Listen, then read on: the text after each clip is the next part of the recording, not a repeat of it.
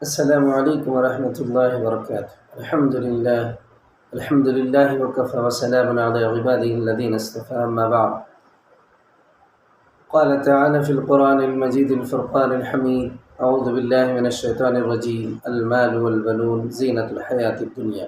صدق اللہ العظیم۔ محترم معزز ساتھیوں، پیارے بھائیوں، رمضان المبارک کا یہ بابرکت آخری عشرہ،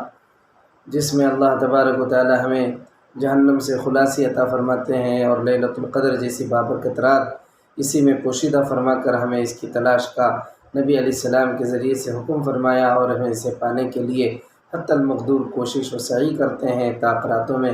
اسے ڈھونڈنے کی مکمل طریقے سے اہتمام کرتے ہیں۔ الحمدللہ ایک طاقت تو ہو گئی، دوسری طاقت جو الحمدللہ آج کی جو رات ہے وہ دوسری طاقت ہے، یعنی 23ویں طاقت۔ 21ویں طاقت تو الحمدللہ ہو گئی، اب 23ویں طاقت جو لیلۃ القدر کو ڈھونڈنے کا دوسرا موقع، دوسرا چانس اللہ نے ہمیں فراہم کیا۔ عزیز ساتھیوں، الحمدللہ ہم تو جتنا ہم سے ہو سکتا ہے عبادات و ریاضات، تلاوت قرآن، ذکر و اذکار، لیلۃ القدر کی تلاش وغیرہ الحمدللہ کوشش کر رہے ہیں ان سب کو کرنے کی۔ اللہ سے امید ہے کہ اللہ ہماری ان کاوشوں کو قبول فرمائیں گے اور ہمیں ضرور اس کا نعم البدل، بہتر اجر، بہتر ثواب عطا فرمائیں گے۔ اب عزیز دوستو، رمضان کے بابرکت موقع پر ایک اہم اور خاص اور ضروری بات یہ ہے کہ رمضان میں الحمدللہ ہر مجمع، جوانوں کا، بوڑھوں کا، بچوں کا زیادہ آتا ہے، مگر ان کے مقابلے میں زیادہ جو مجمع مسجدوں کو آتا ہے رمضان میں، وہ بچوں کا مجموعہ ہوتا ہے۔ بچے زیادہ آتے ہیں افطاری کے موقع پر، نمازوں کے موقع پر جب ہم دیکھتے ہیں تو ماشاءاللہ لوگوں سے زیادہ بچے نظر آتے ہیں، اور یہ بچوں کی آمد پر بعض لوگ جو ہے بچے تو بچے ہوتے ہیں، بچے کچے ہوتے ہیں، جن لوگوں کو بچوں کے تعلق سے معلوم ہے وہ سمجھ سکتے ہیں، اور جو لوگ چڑچڑاہٹ والے ہوتے ہیں، غصے والے ہوتے ہیں، مسجد میں بچے جب آوازیں کستے ہیں یا غلاٹہ کرتے ہیں یا کھیل کود کرتے ہیں تو بہت زیادہ سختی کے ساتھ انہیں روکتے ہیں۔ بعض لوگ تو ہاتھ پائی تک کر دیتے ہیں بچوں کو،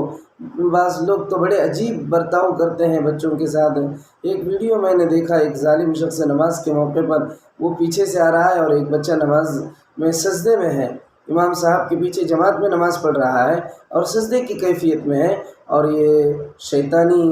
شخص جس کے اندر پتہ نہیں کون سی انسانیت ہے کہ اس کا انسانیت کا شاید جنازہ اٹھ گیا ہے، تو وہ ظالم شخص جو ہے اپنے پاؤں سے سجدے میں رہنے والے بچے کو پاؤں سے غصے سے ڈھکیل کے اس جگہ پر کھڑے ہو کر نماز ادا کرنا شروع کر دیتا ہے، اور وہ کسی مسجد کا ویڈیو، یعنی کہ ویڈیو ہے، سی سی کیمرہ میں ریکارڈ ہو گیا اور وہ سوشل میڈیا میں بہت زیادہ وائرل ہوا۔ مجھے دیکھ کر بڑا دکھ ہوا، بڑا افسوس ہوا کہ کیسے لوگ دنیا میں ہیں۔ ایک طرف تو یہاں اللہ کو راضی کر کے جنت پانے کے لیے نمازیں پڑھ رہے ہیں، اور دوسری طرف اللہ کے انہی معصوم بندوں کو جو اس کی عبادت میں اس کے سامنے سجدے میں گرے ہوئے ہیں، ان کو اپنے پاؤں سے بڑے ہی بدتمیزانہ اور ظالمانہ، سفاکانہ، متکبرانہ طریقے سے اللہ کے ایک ننھے منھے بندے کو پاؤں سے ڈھکیل رہے ہیں۔ پتہ نہیں یہ کیسی جنت پائیں گے، پتہ نہیں یہ کیسی نماز پڑھ کے اپنے آپ کو جنتی بنا رہے۔ تو میرے معزز ساتھیوں، بچے ہیں، مسجدوں میں بچے آئیں گے تو بچے آوازیں کریں گے، کھیلیں گے، کودیں گے، تو ان کو جو ہے کیا کرنا ہے، ہماری کوشش یہ ہونی چاہیے کہ بچوں کو سمجھانا ہے پیار سے، محبت سے کہ نہیں بیٹا یہ اللہ کا گھر ہے، یہاں ایسے نہیں کرنا چاہیے، مگر ان پر جو ہے مار پیٹ کرنا، ان پر سختی کرنا۔ بعض لوگ تو بچوں کو مسجد میں اندر داخل ہونے ہی نہیں دیتے، تم اندر آؤ ان کو۔ ارے کیا تیری باپ کی تھوڑی ہے مسجد، یہ تو اللہ کا گھر ہے، اس میں بچہ بھی آئے گا، جوان بھی آئے گا، سب آئیں گے، تو کون ہوتا ہے روکنے کے لیے؟ کیا تجھے کوئی ممبرشپ مل گئی مسجد کی، یا ذمہ داری مل گئی، تو کیا تجھے یہ جو ہے اختیار آ گیا ہے کہ تو اللہ کے گھر سے بچوں کو روک دے؟ بہت سارے نااہل لوگ بچوں کو روکتے ہیں سختی کے ساتھ، بچوں کو مسجد کے اندر داخل ہونے نہیں دیتے۔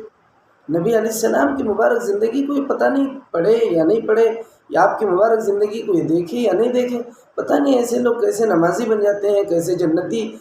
ہونے کا اپنے آپ کو اپنے دلوں میں شوق لیتے ہیں، پتہ نہیں کیسے ذمہ دار بن جاتے ہیں مسجدوں کے، پتہ نہیں کیسے مسلمان ہیں جو مسلمان بچوں کو جو ہے مسجد میں داخل ہونے نہیں دیتے، ان کی شرارتوں کو برداشت نہیں کرتے، ان پر آگ بگولا ہو جاتے ہیں، ان پر ظلم و جبر کرتے ہیں، ہاتھ پائی تک کا معاملہ بعض مرتبہ کر دیتے ہیں بچوں پہ۔ تو میرے معزز ساتھیوں، نبی علیہ السلام کی مبارک زندگی دیکھیے، پیارے نبی علیہ السلام کہ دونوں نواسے جب آپ نماز پڑھتے تھے تو آپ کے اوپر سوار ہو جاتے تھے حسنین۔ تو پھر نبی صلی اللہ علیہ وسلم اپنے سجدے کو لمبا فرما رہے، کیوں؟ کیونکہ پیٹھ پر اللہ کے مبارک نبی کے مبارک فرزندان جو ہے حسن یا حسین میں سے کوئی بیٹھے ہوئے ہیں، تو اللہ کے نبی علیہ السلام اس لیے سجدہ لمبا کر رہے ہیں کہ کہیں میرے سجدے سے اٹھنے پر وہ گر نہ جائے۔ آپ اتنا احتیاط فرما رہے معصوم بچوں کا۔ نبی علیہ السلام کی عادت شریفہ نماز فجر لمبی قرات کرنے کی اور لمبی صورتیں پڑھاتے تھے، یہ سب کو معلوم ہے۔ ایک مرتبہ ایسا اتفاق ہوا کہ نبی علیہ السلام نے نماز فجر کو بالکل مختص کر دیا، یعنی شارٹ کر دیا، جلد سلام پھیر دیا۔ صحابہ اکرام حیران ہو گئے، یا نبی اللہ، آپ عام طور پر نماز فجر میں لمبی قرات فرماتے ہیں، آج آپ نے اتنا مختصر یعنی کہ اتنا جلد نماز فجر آپ نے پوری فرما دی، ہمیں حیرانی ہو رہی ہے، کیا وجہ ہے؟ پیارے نبی علیہ السلام نے فرمایا، میں نے دیکھا فجر کی نماز میں جب میں قرات کر رہا تھا تو ایک ننھا منا بچہ، مسجد نبوی میں مردوں کے ساتھ عورتیں بھی نماز پڑھنے کے لیے آیا کرتی تھی، تو آج بھی الحمدللہ مسجد نبوی میں یہی سنت برقرار ہے۔ تو نبی علیہ السلام نے فرمایا کہ میں نے دیکھا، مجھے آواز آئی ایک بچے کے رونے کی، تو بچہ ایک طرف رو رہا ہے اور اس کی ماں جماعت میں نماز پڑھ رہی ہے۔ اگر اس کی ماں کے دل میں اگرچہ کہ نماز میں ہے، پھر بھی اس کے ماں کے دل میں اس بچے کے رونے سے کتنی بے چینی پیدا ہوتی ہوگی، کتنا تڑپ جاتی ہوگی کہ میرا لال، میرا بچہ، میرا ننھا منا جو ہے رو رہا ہے، پریشان ہو رہا ہے، پتہ نہیں کیا ہو گیا اسے، تو اس کی ماں کتنی بے چین ہوتی ہوگی۔ نماز کی کیفیت میں رہ کر کے بھی اس کا ذہن، اس کا دماغ، اس کا خیال اس کے بچے کی طرف، جس کا بچہ رو رہا ہے تو اس کی پوری توجہ اس کے بچے کی طرف جائے گی۔ اسی لیے میں نے اپنی نماز کو جلد پورا کر دی تاکہ اس کی ماں کو اس کے بچے کو لینے کا موقع فراہم ہو، اور وہ جو بچہ رو رہا ہے اس رونے والے بچے کو چپ کرا سکے، یا رونے کے سبب کو معلوم کر کے اسے دودھ کی ضرورت ہے یا کس چیز کی ضرورت ہے اس کے تقاضے کو پورا کر سکے۔ میں نے اس لیے نماز کو مختصر کر دیا۔ تو یہ میرے نبی کا کردار، یہ میرے نبی کا طریقہ، یہ میرے نبی کی زندگی، یہ میرے نبی کا عمل۔ اگر آج مسلمان بچوں کے معاملے میں مسجدوں میں، ارے وہ تو ہماری پراپرٹی ہے، ہماری جائیداد ہے، بچے ہمارے آنے والے کل کے ہماری پراپرٹیاں ہیں، یہ آنے والے دنوں میں انہی کے کندھوں پر اسلام ٹھہرے گا، یہی اسلام کو لے کو چلنے والے، اسلام انہی کے ذریعے سے پھیلنے والا، آنے والے دنوں میں یہی مسجدوں کو آباد کرنے والے، دین کی خدمت کرنے والے، اشاعت کرنے والے، تبلیغ کرنے والے یہی ہوں گے۔